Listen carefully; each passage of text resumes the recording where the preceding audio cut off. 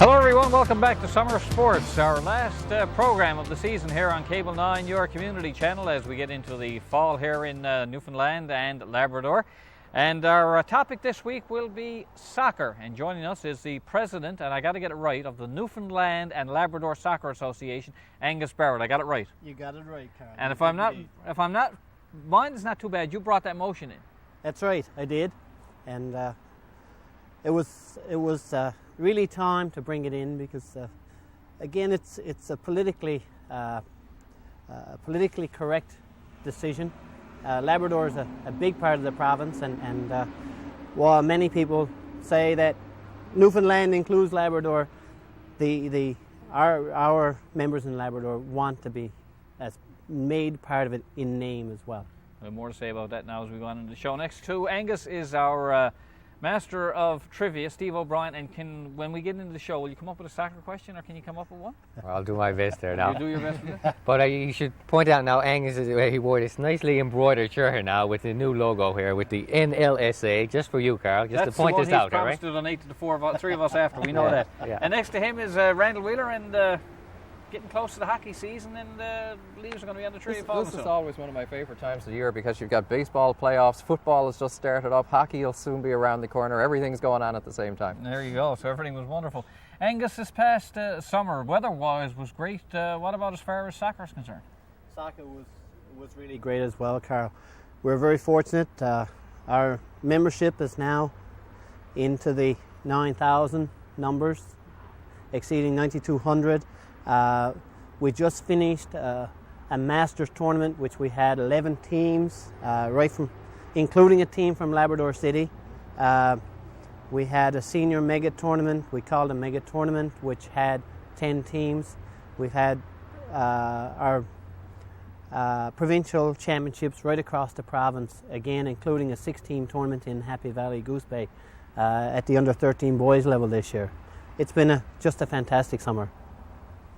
Well, getting back to the Angus, this Masters tournament especially, I was looking at the list of teams there, and like you mentioned, Labrador, but it was great to see the province-wide representation. You had teams from Corner Brook, Central Newfoundland, the Burin Peninsula, and of course St. John's, and like you say, Labrador. And St. Pierre. That's right, Yep. But for years and years, the general image of soccer is that it's a hotbed in the St. John's area and on Burin Peninsula, but it needs to grow, elsewhere. But once you see something like that level at the Masters level, to know that that's a sign here that it's great to be able to get players at all ages to get out and have a competitive team to come in and have an exciting tournament.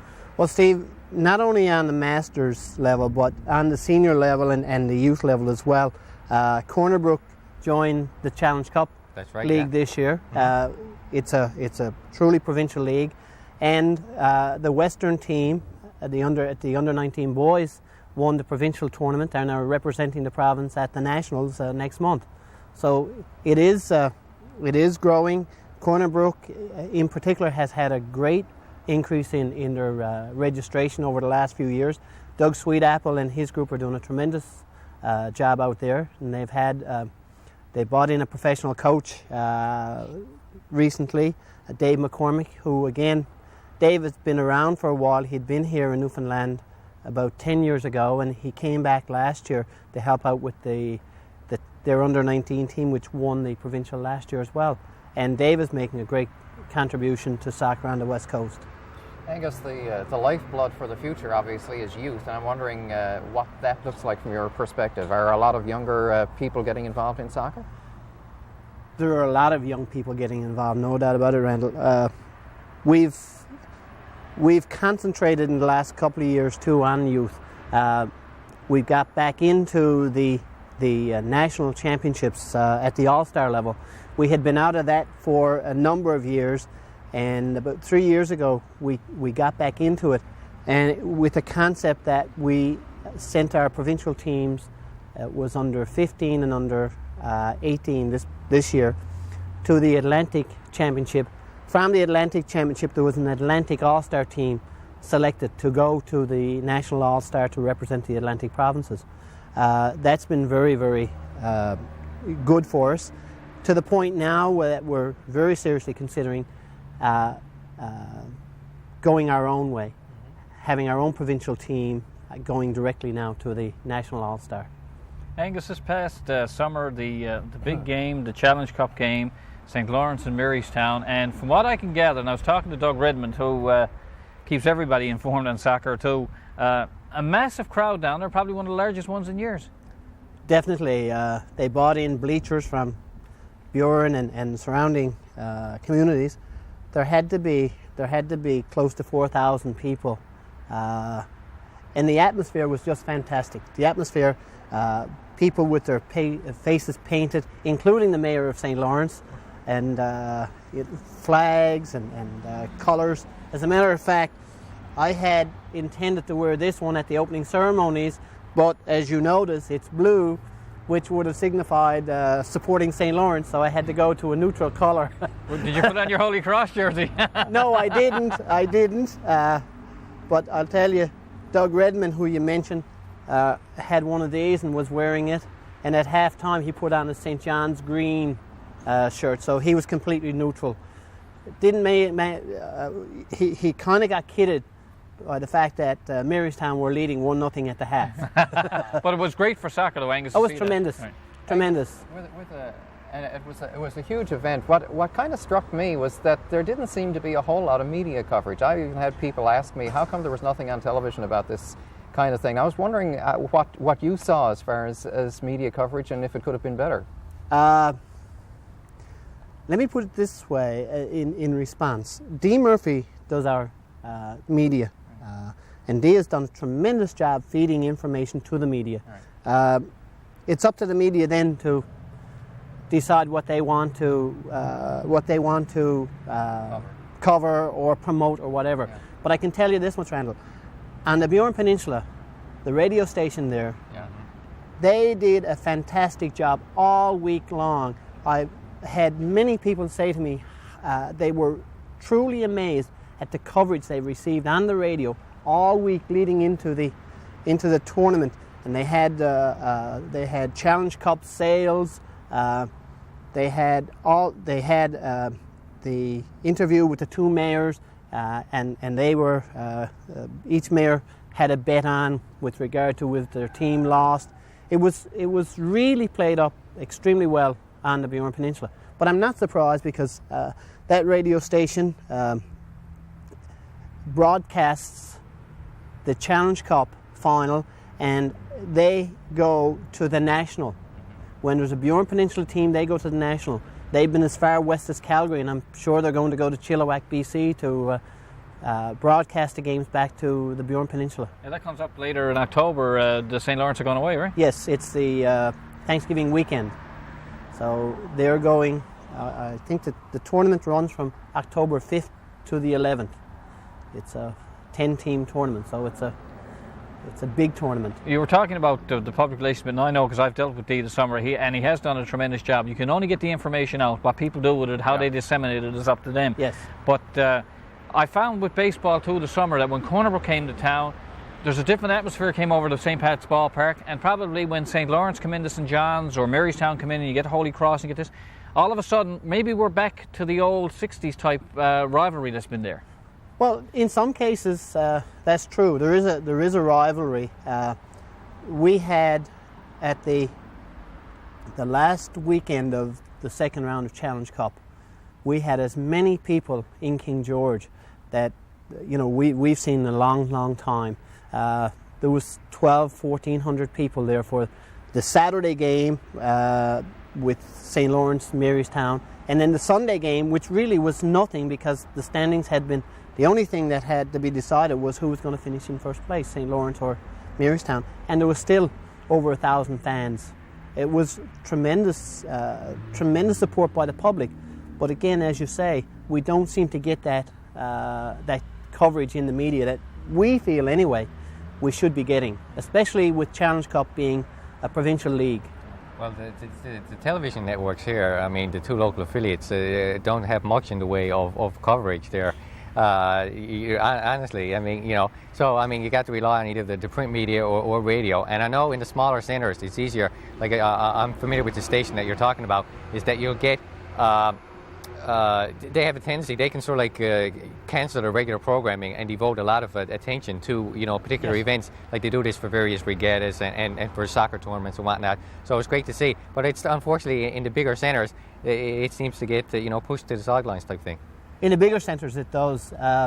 D has fed the information on our programs and tournament results right across the province, and it's amazing to see what coverage we get outside of St. John's. Yeah. Mm-hmm. You know, the print media has been extremely good to us right across the province, and the West Coast, the Western Star and the Humber Log have been really supportive of the Corner Brook Challenge Cup team.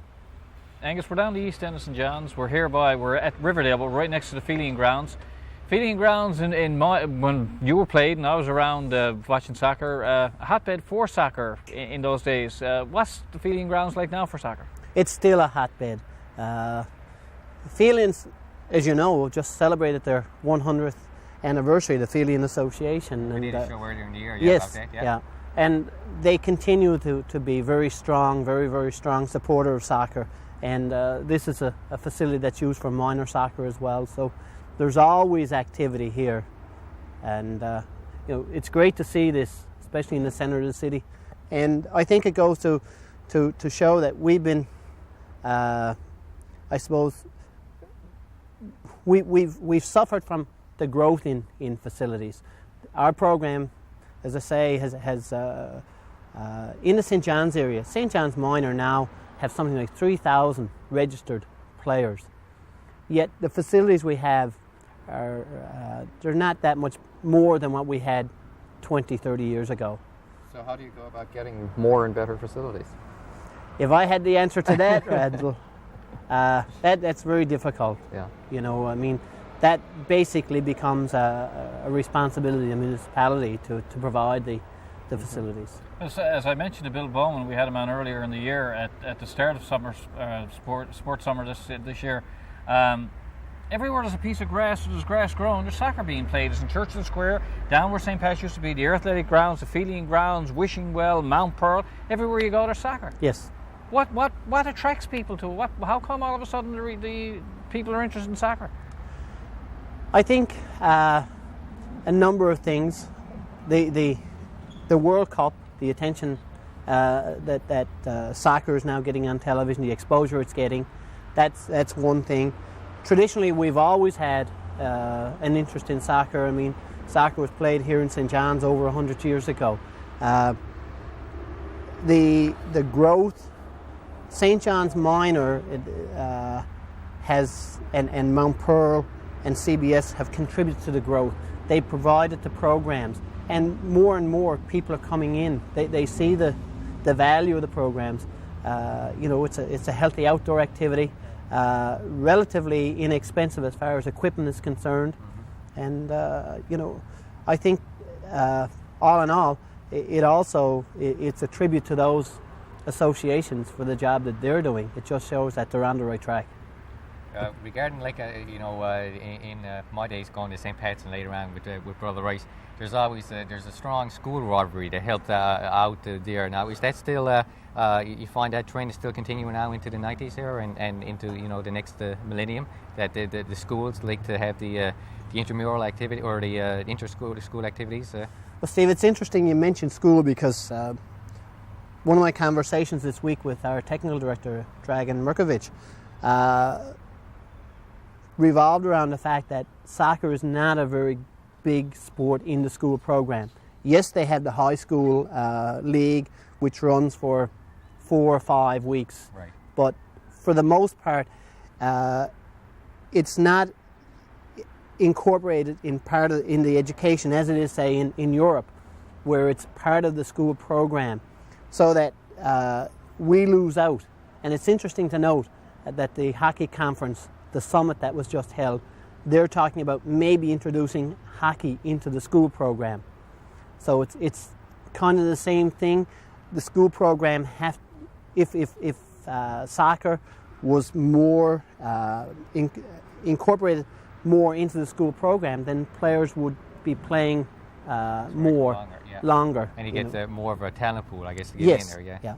Now, to sort of offset that, we've started 3 years ago a winter training program, but it's only in the capital region, the St. John's, Mount Pearl, CBS region, that we've been able to start that. This year we're going to expand that to the Burin and hopefully to the West Coast, where our teams will be training all winter long.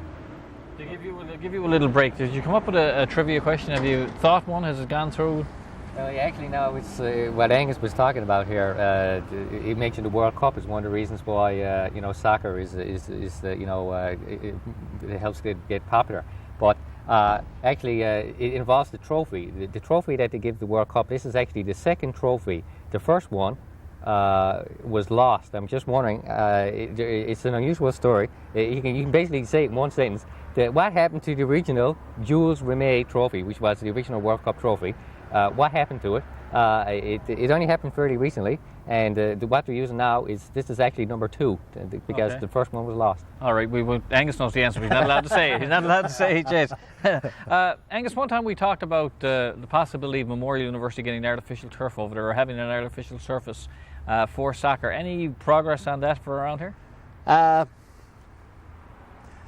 Not as much progress as I'd like to have seen. It's been talked about now for at least 10 years, Carl. It goes back to when George Ennis was the provincial president and Alan Ross was still the coach at Memorial, when the idea first came about. As recently as May, I believe, I spoke with Dr. Colin Higgs and Frank Butler, and we talked about it in relation to the field house. There's an artificial surface included in the drawings, but as I understand it at this point in time, there's no approval, and it's an idea that they would like to have, but that's as far as it's gone right now. Angus, what about indoor soccer facilities to keep kids interested during the winter months? Is there enough of that around? Right now, we're relying. St. John's Minor use the Buckmasters Recreation for their program. Provincially, we use Torbay Rec for the provincial program. The other areas use schools. One of the things that we've talked to St. John's Minor about is the use of the stadium when the Civic Centre is built. We've written to council with the idea that they look at the stadium as an indoor soccer facility. Every province across Canada now has their own indoor facility. Nova Scotia just opened one this year at a cost of $1.4 million. And if we with our climate, we need something. The outdoor season is just too short. With something like the stadium available, it would be fantastic as an indoor facility. Yeah, well, speaking about the floor space that will be available, hopefully, if you've still got like the dimensions of the hockey rink, say, like 200 by 85, and yes. If you've got that, because I would guess you would probably verify this, is that you can do as much training as you can inside, but when you make that transition to the big open, the regulation soccer field outside, which you can't get on an indoor facility. So if you can get a much bigger space like the floor availability in the Memorial Stadium, I think that would be a big booster. Eh? It would be, Steve, because I've looked at it, and if you take the seating out in the lower bowl, you end up with a width of something close to 130 feet. So that would really help the wind and lungs for people who are training, right? Because Angus, my vision for the stadium and that was that you take the side out on the penalty box, you clean that out. You play indoor soccer, you play ball hockey, you can set up batting cages, you can play minor softball and minor baseball all in one facility. You could. And somebody said to me, well, it'll cost money. Well, once you take that refrigeration plant out, you save yourself about $300,000 or $400,000. Yes. So now you work on your indoor facility, and you rent it and so forth, so you should be able to make money. You should not be a burden to the city. It shouldn't be. That we feel anyway, Carl, based on the information we have from other provinces, that the indoor soccer program can, at the very least, break even, and it can make money. Now, Ontario Soccer opened a new facility the year before last, but that facility cost $10 million.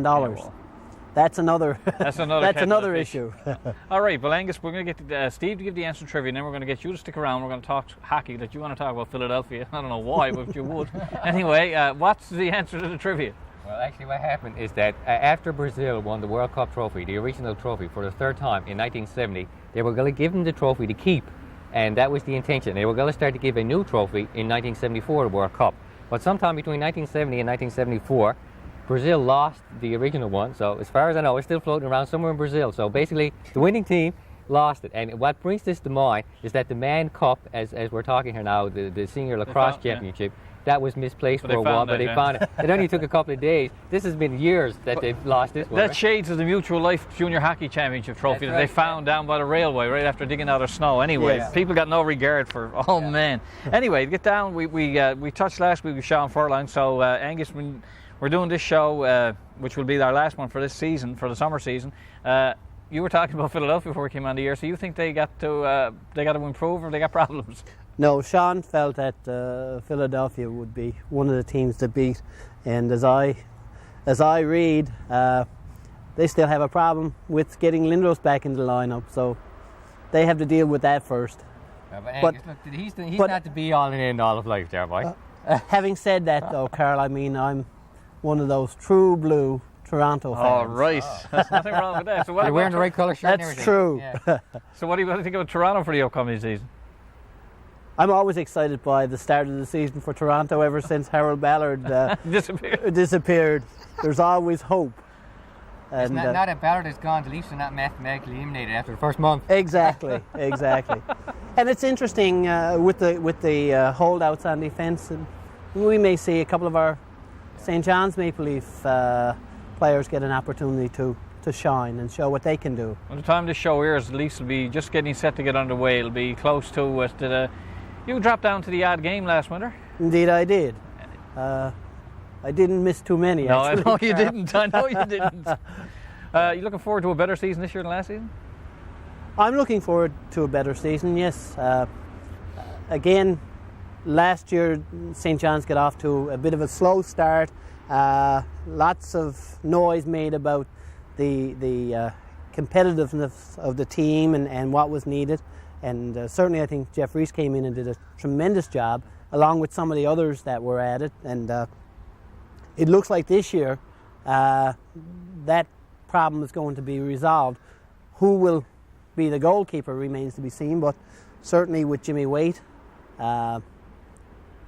he's played in a couple of the exhibition games so far and played really well. So I'm not sure if he's going to be coming here or if he'll stay with Toronto.